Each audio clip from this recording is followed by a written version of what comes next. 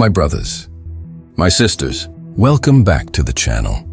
Today we speak not just of Burkina Faso, but of Africa's awakening. If you believe in freedom, unity, and the power of our people, then make sure you subscribe, share this story, and let the world hear Africa's voice. Because what you are about to witness is not just history, that is destiny. It began with silence, the kind that precedes storms. For 3 days, global news anchors repeated the same sentence. A 72-hour warning has been issued. No one said who it was for, but everyone knew. The cameras flickered with the same map of Africa, pulsing red over Burkina Faso, as if the continent itself had been marked for something terrible. Netanyahu's ultimatum wasn't public at first. It came through coded language, leaked memos and whispers in embassies, a threat disguised as diplomacy. Compliance or consequence, the document read. Beneath it, a signature and a seal that bore the weight of the West. It was said that within 72 hours, if Traoré didn't agree to the new terms, a trade pact that would surrender mining rights, telecommunications, and military corridors, Israel and its allies would impose sanctions that would strangle the country before the week was done. The world reacted with predictable dread. Journalists in Europe spoke of an African leader gone rogue. Financial analysts smiled behind graphs predicting the collapse of Burkina Faso's currency. Satellite images of its borders glowed with military buildup. Not armies yet, but movement, preparation. And through it all, the man at the center of it, Ibrahim Traoré, vanished from public view. The rumors came fast. Some said he had fled. Others claimed he'd been overthrown. In Paris, smug laughter filled wine-stained rooms. In Washington, smug silence filled the rest. But in Ouagadougou, at the edge of a dimly lit command center, a single light stayed on through the nights. Traoré sat beneath it, uniform unbuttoned at the neck, eyes burning under the weight of decisions that no man his age should carry. He read every report, the intercepted cables, the false headlines, the whispered betrayals. He had seen this before, not in person but in history. It was the same playbook that had buried leaders like Sankara, Lumumba, and Nkrumah. Different signatures, same ink, different threats, same purpose, submission. Outside his window, the capital was restless. Power cuts rippled through the city. The people murmured that the world had turned against them again. A mother carried her child through a market of flickering candles, whispering prayers that tomorrow would still bring bread. Soldiers patrolled without orders, confused by the silence from their leader. Ministers waited for instruction, but none came. Deep within the palace, Traoré closed his eyes. In the darkness, he saw his country not as it was, but as it could be, free, self-sustaining, unafraid. Yet visions like that demanded sacrifice. He knew that every decision in the next 3 days could either liberate or destroy not just Burkina Faso, but the idea of African sovereignty itself. The IMF had already withdrawn its advisors. Aid pipelines froze overnight. Hospitals began rationing medicine. The opposition leaked confidential files to foreign press, calling him a dictator. Traoré didn't respond. Every word he didn't say became ammunition for those who wished him gone. Then came the message. A video feed transmitted through an encrypted channel, broadcast to him alone. Netanyahu appeared, not in a speech, but in a cold recording, speaking with the precision of a man who believed his power was absolute. "You can be remembered as a partner," he said, "or forgotten as a casualty." The feed ended with static, the image dissolving into snow. For a long time, Traoré didn't move. Outside, thunder rolled across the Sahel, the dry kind with no rain. Somewhere in the distance, the call to prayer rose, haunting and fragile. The kind that reminded men that the world still had a soul. He looked at the folder in front of him. Reports of Israeli drones sighted over border towns. Energy contracts suspended, and an unmarked convoy photographed near the mines in Tapoa.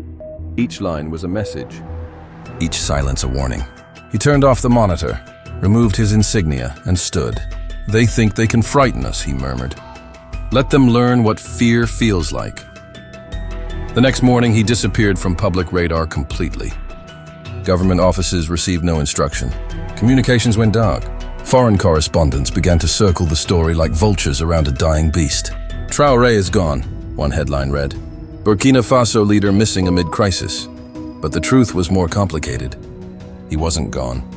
He was preparing. Underneath the city, in an abandoned military tunnel sealed since the Sankara era, Traoré gathered his most trusted circle. Engineers, economists, soldiers, a priest, a historian. People who still believed in something larger than profit. They mapped the crisis on dusty concrete walls, tracing every thread that led back to the ultimatum. He didn't speak often. When he did, it was brief, controlled, almost surgical. They've studied our fear, he said. Now we study theirs. Days bled together. Drones circled over Ouagadougou like vultures that could hum. Panic began to spread through the streets. Food prices doubled. Truck convoys stopped at the borders. Propaganda channels showed images of a collapsed government. Yet through all of it, something unseen began to move. Small, deliberate acts of defiance. A group of farmers refused to abandon their fields despite military warnings. Teachers gathered their students under trees, continuing lessons with no electricity. An old radio host resumed his nightly broadcast, repeating one line before static swallowed his voice. Do not lose heart. He has not surrendered. Somewhere deep in the Sahel, Traoré received word that mercenaries were moving in from the north. Not armies, ghosts in desert vehicles working under no flag. He smiled faintly. The old games, he whispered, always the same. He began drafting what his aides would later call the response, though none would know its contents until it was too late to stop it. He wrote it not on a computer, but by hand, ink bleeding into thick paper, words measured, deliberate. His handwriting was precise, almost calm. There was no rage in it, only resolve. Outside, the rain finally came, slow, heavy, cleansing, the kind that made dust smell like home. In Europe, intelligence analysts reported no movement from Burkina Faso and concluded that Netanyahu's deadline would expire without resistance. They smiled again, the way empires always do before they fall. But under that rain-soaked African night, Ibrahim Traoré sealed his letter and placed it on the table before him. The candle beside it flickered once, then steadied. He whispered the final line aloud, words no microphone would capture, no camera would ever see. When dawn came, the world would no longer be the same. The second dawn after Netanyahu's ultimatum was unlike any other. The city woke to a silence that felt rehearsed, too complete, too careful, too heavy. No ministers arrived at their posts. No soldiers marched. Even the morning radio, which for decades had opened with the same brass anthem, played only static. Somewhere deep inside the intelligence office, a red light blinked on a secure terminal. The code word appeared on screen, Ashanti Rising. It was the signal they had waited for. While the world thought Traoré had vanished, he had in truth begun something extraordinary, a quiet, calculated counterstroke that would turn the narrative inside out. He knew that to confront an empire, you didn't rush to the microphone. You waited, you watched, and you let arrogance do its work. The longer he stayed silent, the more his enemies revealed their hands. In Tel Aviv, Netanyahu's circle began preparations for economic siege. Frozen assets, blocked imports, secret memos labeled containment protocol. They underestimated one thing, the soul of the people they sought to crush. By the fourth day, strange things began to happen in Burkina Faso. The power grid, previously dead for days, flickered back to life in certain districts, not from official stations, but from improvised solar arrays rigged by students and retired engineers. Across villages, blacksmiths returned to work, melting scrap metal into tools and spare parts. In the markets, women began trading food again, not for profit but for survival. The people were adapting faster than sanctions could break them. Yet the storm had only just begun. Traoré's letter, now decoded by his closest officers, outlined a radical plan, not retaliation through weapons, but through revelation. He had gathered evidence for months, data leaks, diplomatic transcripts, confidential contracts, proof that the very sanctions threatening Burkina Faso were planned long before any provocation. His nation's resistance had been pre-written as justification for exploitation. Netanyahu's ultimatum was only the spark that revealed it. Traoré would not fight their war. He would expose it, but exposure demanded sacrifice. He knew that his enemies would not sit idle. Already 3 generals, men he once trusted, had begun plotting behind closed doors. Each one believed that by removing Traoré, they could negotiate softer terms with the West. They met secretly in an abandoned airfield, surrounded by trucks filled with unmarked crates. The night was thick with conspiracy and dust. The first general, Soleimani, spoke with quiet bitterness. He's risking everything. The people suffer, and for what? Pride? The second, Diallo, laughed without humor. No, he's risking our seats. That's what this is. The third, Kamara, stayed silent, staring at a distant lightning storm. He knew what was coming, but not how to stop it. What none of them realized was that Traoré already knew of their meeting. His loyal intelligence officer, Captain NDA, had been listening from a relay tower 2 kilometers away. Traoré didn't order their arrest, not yet. Betrayal, he believed, was most useful when allowed to ripen. In the weeks that followed, the IMF formally suspended all credit to Burkina Faso. International media flooded timelines with headlines. Africa's maverick leader faces collapse. Burkina Faso in freefall. Is this the end of Traoré's revolution? But beneath those digital headlines, in the dirt and heat of real Africa, something invisible began to pulse. Resistance wasn't collapsing. It was evolving. Villagers began carving wooden symbols of a rising sun, the emblem of the old Sankara movement, and placing them on their doors. Soldiers once demoralized by hunger began training again at dawn, using handmade weights and torn flags as banners of defiance. A teacher in Bobo Dioulasso wrote on a chalkboard, "If they cut our voices, we will write louder." Traoré had become less a man than an idea. He spent his nights walking the underground corridors beneath the capital, reviewing intelligence, recalculating alliances. He received one report that chilled even him. Confirmation that Netanyahu's office had reached out to neighboring governments, urging them to contain the instability before it spread. The implication was clear: isolate Burkina Faso, starve it, and if necessary, remove its leader. He could feel the walls closing in, but he also sensed that the world beyond those walls was beginning to stir. African social media exploded with one image: Traoré standing beside a flag of the continent, captioned simply, "He will not bow." It spread faster than propaganda could suppress it. Meanwhile, food convoys vanished at the border, intercepted by mercenaries disguised as peacekeepers. In the capital, fuel reserves dwindled to days. The economy slowed to a crawl. Mothers wept in pharmacies where medicine no longer arrived.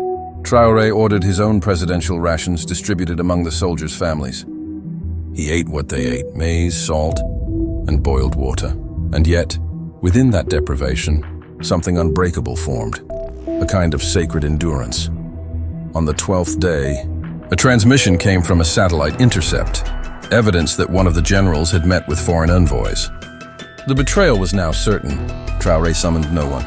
He simply stared at the report and whispered, "Let it breathe a little longer." He understood that revolutions didn't collapse from external pressure. They died from within. He would not repeat that history. At sunset, he stood on the balcony of the half-lit government building, watching the sun sink into a haze of dust. The horizon glowed red, beautiful yet suffocating. His aide approached quietly. "Sir, should we announce a statement to the press?" Traoré shook his head. "Not yet. Words are cheap in times like these. Let them underestimate us." Below, the people gathered, waiting for some sign. Children held hand-painted flags. Old men hummed forgotten war songs. A storm gathered at the edge of the sky, heavy with the weight of something unseen. Anticipation, perhaps, or prophecy, somewhere far away. In a private meeting room lined with glass and maps, Netanyahu looked at the live feed from Burkina Faso, the flickering lights, the crowds forming despite blackout, the chants that grew louder every hour. He turned to his advisors, voice calm but sharp. "If he won't bend," he said, "we make him disappear." Back in Ouagadougou, the storm finally broke.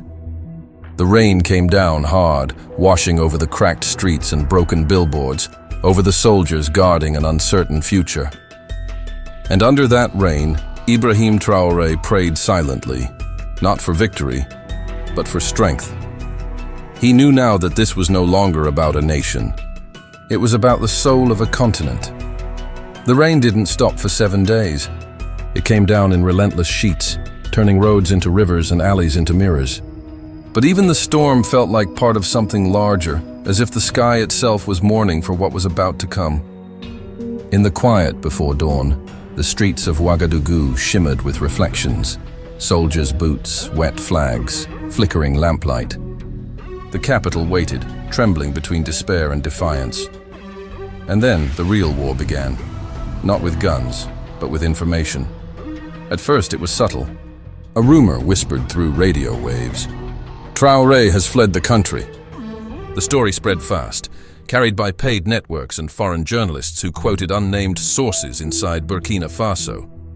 Within hours, foreign markets reacted. The nation's currency plunged, investors withdrew, and international commentators declared the revolution dead by morning. But Traoré was still there, hidden, deliberate, listening. He understood that in the age of screens, perception was ammunition. Netanyahu's network had launched its offensive, not from the sky, but through the wires that fed the world's belief. Behind those illusions, darker plans were unfolding. The three generals, Souleymane, Diallo, and Camara, met again, this time with men who didn't wear uniforms. Foreign operatives, mercenaries, and businessmen who spoke in currencies instead of languages. They offered promises, security, recognition, wealth, in exchange for loyalty. The coup was no longer an idea. It was a schedule. But something inside that conspiracy began to unravel. Camara, the quiet one, couldn't sleep. Every night, he dreamed of the faces of his soldiers, the ones who still saluted the absent leader. He knew the cost of betrayal, and it followed him like a shadow.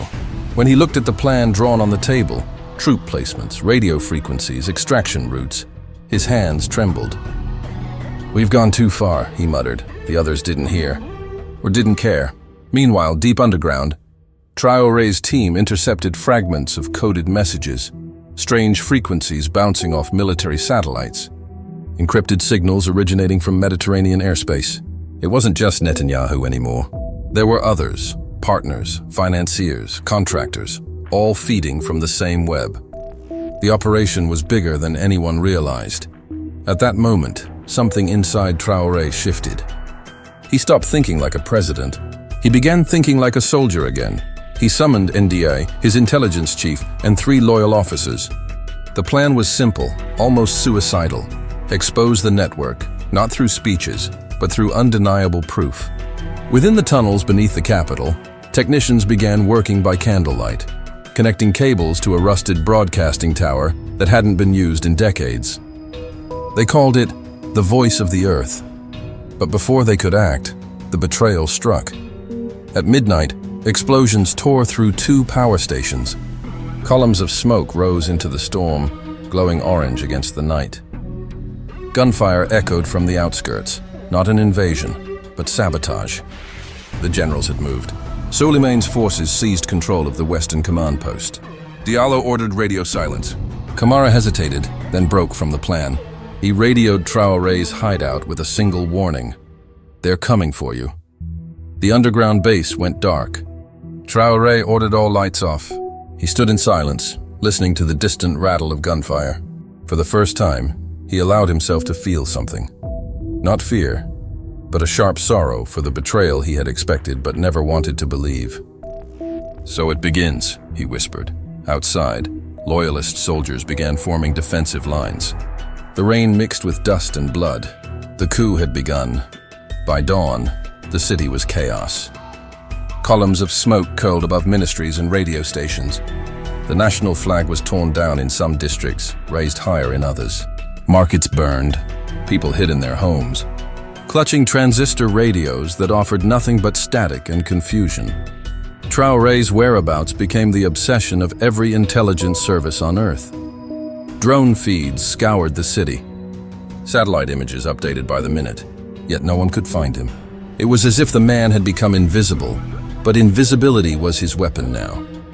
In the northern hills outside Ouagadougou, inside an old colonial observatory built from stone and glass, Traoré watched the city burn through binoculars. His uniform was drenched. His men, only 40 of them left, stood in silence. The observatory's dome leaked rainwater that ran down the telescope like tears. "They think we are cornered," he said. "Good. Then they've stopped looking at the horizon." He ordered NDA to activate the voice of the earth. Within hours, radio signals long dead began to hum again. Across Africa, from Dakar to Dar es Salaam, frequencies that once carried colonial broadcasts now carried a single defiant voice. "This is not the end of Burkina Faso," the voice declared. "This is the beginning of Africa unchained." The message was short, less than 2 minutes, but it ignited something unstoppable. Farmers paused in their fields, students recorded it on cheap phones, soldiers played it on loop through speakers. The message spread like fire through a continent drenched in old gasoline. Netanyahu's advisors scrambled to respond. "He's alive," one of them said, slamming a tablet on the table.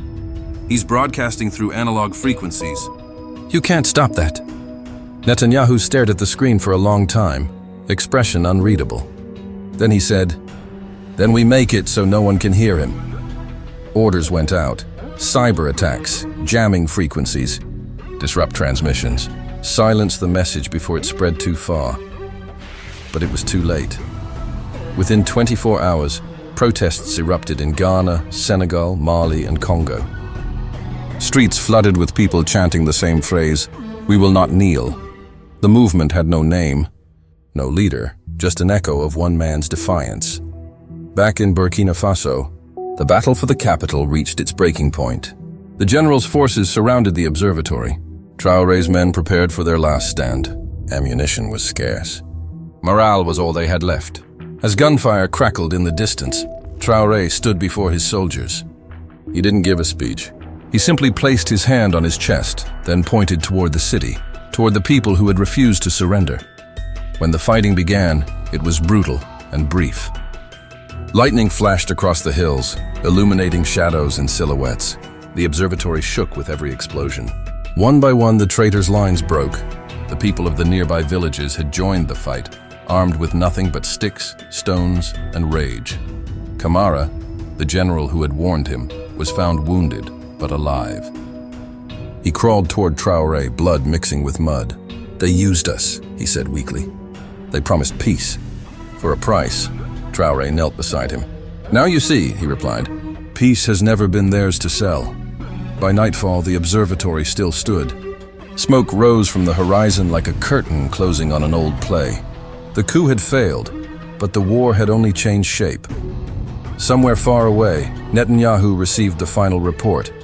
Operation Containment unsuccessful. Public unrest spreading across West Africa? He didn't speak. He simply turned off the lights in the room and walked out, his reflection vanishing from the glass wall behind him.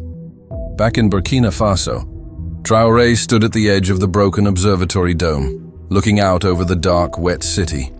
The rain had stopped. For the first time in weeks, the stars were visible again. He didn't smile. He didn't celebrate. He just whispered the words that had become a promise.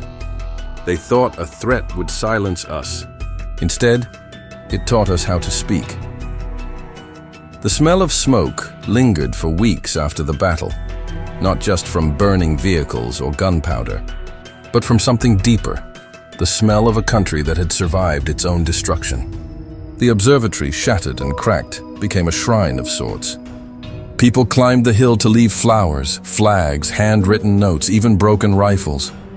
They called it the Hill of the Unbowed. In the city below, the coup's survivors were rounded up. Some surrendered, others vanished into the chaos. But Soleiman, the architect of the betrayal, was captured alive. When Traoré entered the ruined government compound to confront him, there was no triumph in his eyes, only exhaustion. Soleiman, bruised and chained, stared at the man he had tried to overthrow. "You won," he said bitterly. "No," Traoré replied. "Africa did." He turned and walked away, leaving the man to his silence. But even victory carried a price. Burkina Faso was in ruins. Communications cut, borders sealed, power grids destroyed. The international community called for sanctions, branding Traoré a regional destabilizer. Western media framed him as a populist dictator hiding behind anti-imperialist slogans. Netanyahu's influence still reached far. Narratives were the last weapon he had, and he wielded them well. Yet something had changed. Across the continent, people no longer believed what the screens told them. Farmers, students, miners, they all began speaking a new language of resistance. The phrase, "we will not kneel," became a movement, painted on walls and shouted at rallies. Then came the impossible. In a quiet conference room in Bamako, leaders from 8 African nations met in secret. No cameras, no translators, no foreign advisors, just them. And at the head of the table, Traoré sat with a scar on his cheek and a file of papers in front of him, a document that would change everything. It wasn't a treaty of defense. It wasn't about trade or borders. It was about independence, economic, digital, and military. They called it the Sovereignty Pact.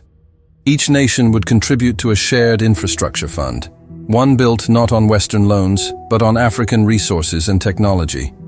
Satellite communications, trade routes, and digital banking, all controlled from within the continent.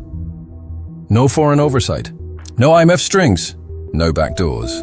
As Traoré presented it, some of the older presidents looked nervous. "They will come for us," one said. "They already have," Traoré replied, "and we are still standing."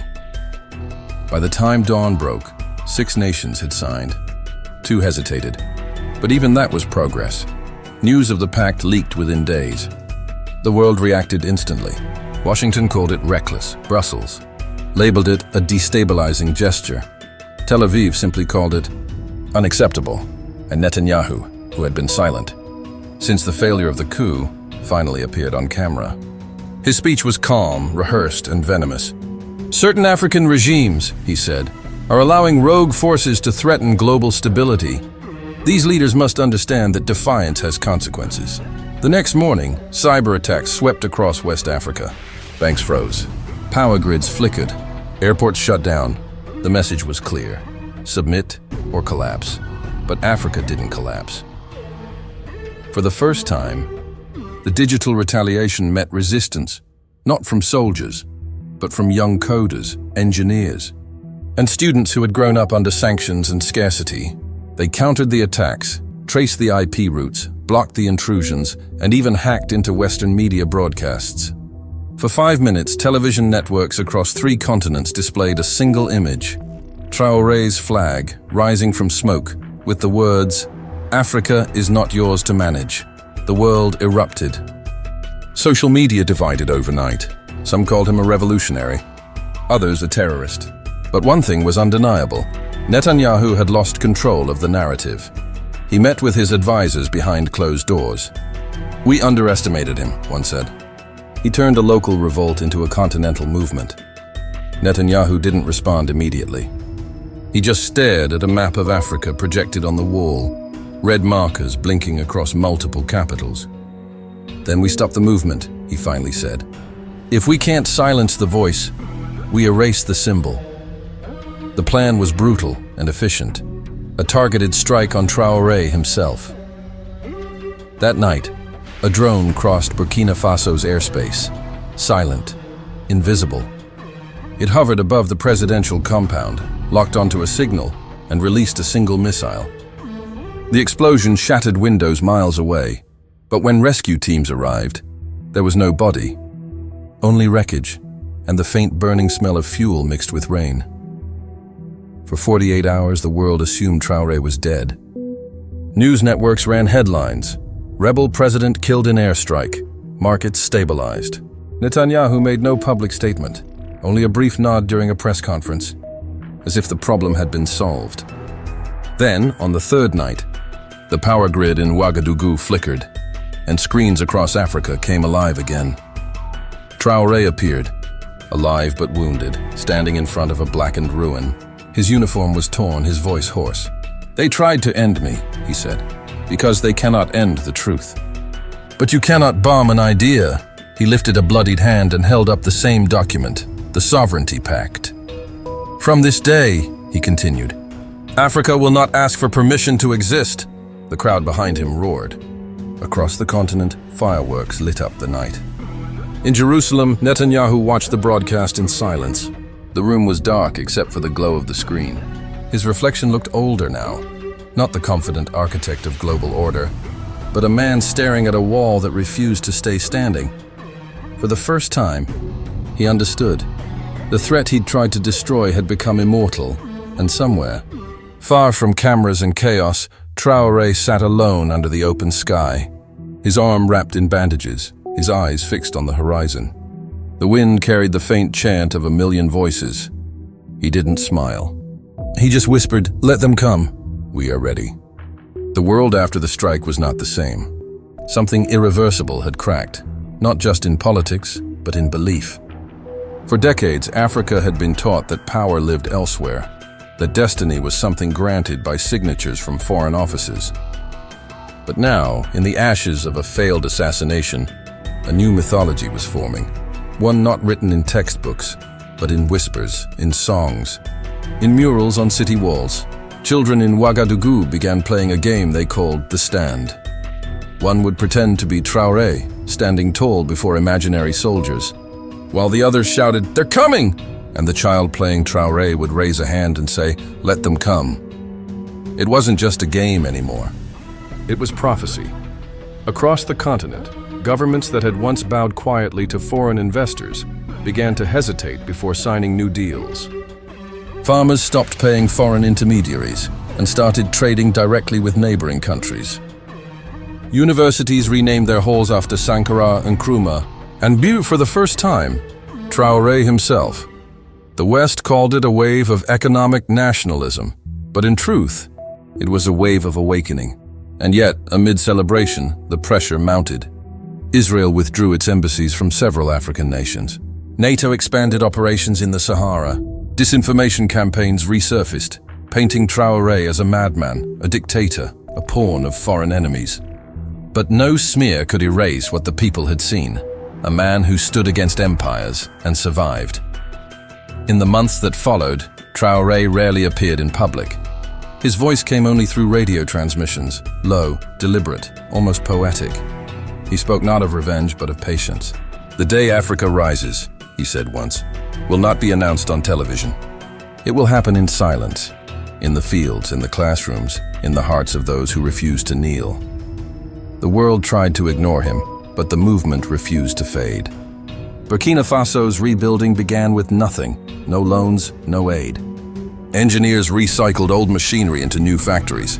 Youth brigades planted forests in the scarred plains. Farmers pooled resources to build community grids powered by solar panels.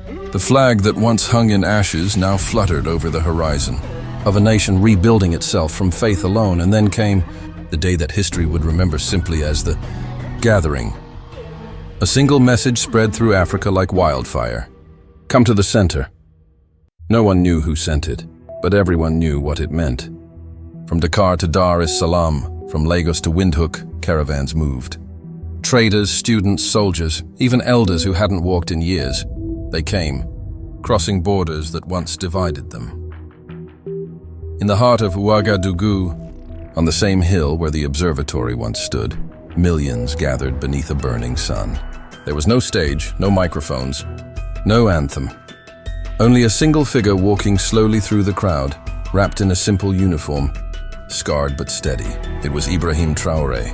He climbed the hill, paused at the top, and looked out over the endless ocean of faces. There was no speech prepared. The wind carried dust through the air, making it look as though the earth itself was breathing. He raised his hand, not in command but in greeting, and the world fell silent. "This is not my victory," he began. "It is yours." Every mother who kept her child fed when the world turned its back. Every soldier who refused to fire on his brother. Every farmer who planted again after the harvest was burned. This, all of this, is proof that Africa does not need permission to rise. He turned toward the cameras broadcasting to every continent. His voice grew quiet, but every word carried the weight of centuries. To those who threatened us, who sent sanctions, lies, and fire, hear me now. You cannot chain the wind.